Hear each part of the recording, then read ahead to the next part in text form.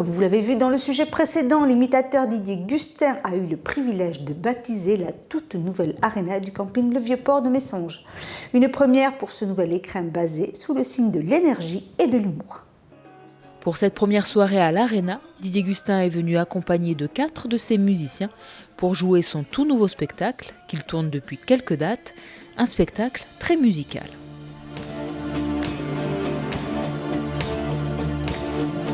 On m'a opéré du dos, des vertèbres de derrière.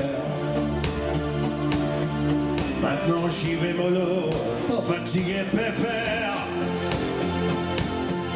L'apéro j'en peux plus, fini les cacahuètes. J'ai viré le Camus parce qu'il avait la peste. Ça va l'Arena? Ah, ça commence à venir. J'essaye de faire comme un concert. Un concert avec tous les artistes français, internationaux, et entre des Sarkozy qui viennent, des François Hollande, des Jean-Marie Bijard, tous des comiques, que des comiques quoi. Je trouve qu'on passe plutôt une bonne soirée ce soir à l'Arena. Hein? Ça fait bonsoir. C'est un camping de droite, il faut le savoir. Hein?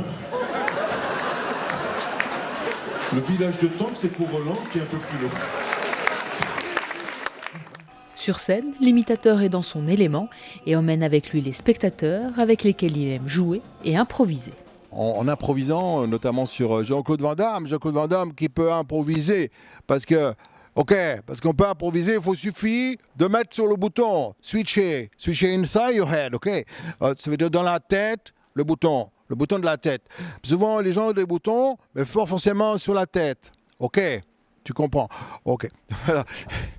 Et en improvisant comme ça, des fois, on trouve des trucs et c'est marrant, quoi. Pour rendre son spectacle encore plus vivant, l'imitateur s'inspire aussi de l'actualité.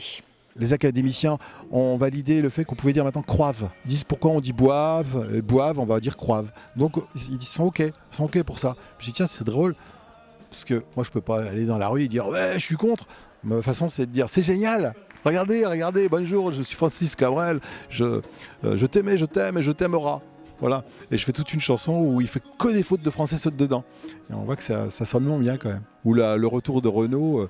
Moi, je dis tiens, Renaud était tranquille en train de picoler avec ses copains, avec ses potes dans le sud de la France. Et il y a un mec qui s'est dit tiens, on va produire Renaud. Mais Renaud, moi, je pas que ça à faire. Enfin, donc je me suis mis un petit peu dans la peau de Renaud. Et c'est bon, d'accord. Si on fait la tournée des vins, d'accord. Mais bon.